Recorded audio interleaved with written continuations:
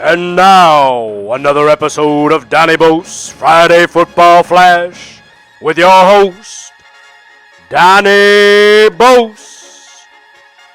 Ladies and gentlemen, Week 13 in the NFL kicks off with a doozy of a ball game.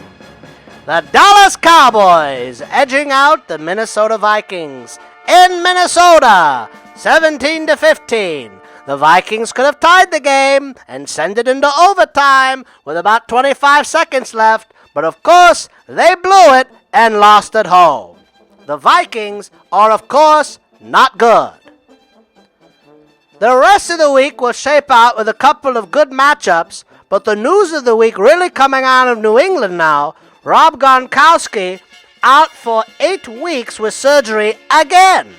He may be back in time for a matchup against the Oakland Raiders in the championship game, but now it's going to be a jockeying of position between those two teams to sew up and wrap up home field advantage in the AFC as the weeks press on. Week 12 wasn't too eventful. The Miami Dolphins barely edged out the Santa Clara Yorks. A lot of people are high on the Dolphins, but if you can't beat the Yorks handily at home, you've got a problem. The New Orleans Saints beat up the Los Angeles Lambs. All sorts of trouble in Lambs country as coach Jeff Mustache Fisher is now getting into fights with Eric Dickerson. Stupid. And of course, the poetic justice of this game, Sean Payton beating up on Greg Williams once and for all. Long overdue. There's not much else that can be said, except that the Atlanta Falcons are quietly still in charge of the NFC South after they trounced Arizona 38-19 at home. The Cleveland Browns lost. No news there. The Kansas City Chiefs beat Denver in Denver on the Doink Hood Round the World, which was in fact the game of the week by all intents and purposes. Another great game was the Carolina Panthers in Oakland. The Oakland Raiders almost blew it in the third quarter, but Khalil Mack and Derek Cool Cat Carr sealed it up in the end to win 35-32. What else can be said, folks, except we're moving into Week 13, and the matchup of the decade is at hand. The greatest game in the entire season will take place at 10 a.m. Pacific Standard Time. That is the Santa Clara Yorks at the Chicago Bears. This is a must-watch. If you ever want to see what two crappy franchises look like going head-to-head, this is it. The spread is even, and rightly so. The over-under opened at around 43. I think you take the over because neither team has a defense, and both teams, if anything, will fumble their way to victory. I don't know who's going to win. I do think the Yorks are going to win. What does that tell you about the Bears? The Bears' quarterback carousel continues after 25 years of crappiness, if not more. The Santa Clara Yorks are abysmal. This is going to be a magnificent ball game. You should all tune in and watch it, and ratings should spike as a result. Good God. What a joke. The Kansas City Chiefs are going into Atlanta. That's a real football game between two real football teams. The Chiefs at 8-3, Atlanta 7-4. Atlanta needs this win to just stay afloat and keep ahead. They're doing pretty well, and if Kansas City loses, it's going to be a big loss. So pay attention to this one. Lots of implications. Atlanta favored by 4.5. I think they're going to cover it by 3, so I'll take Kansas City on the points. Philadelphia and Cincinnati, who cares? Houston at Green Bay, really who cares? Houston, dogs last week at home. I said take them, slapped in the face as the Chargers went in there and beat them. Houston's awful. The Lambs going into New England. Even without Gronk, they're favored by 13, and rightly so. The Lambs, as we said, are terrible.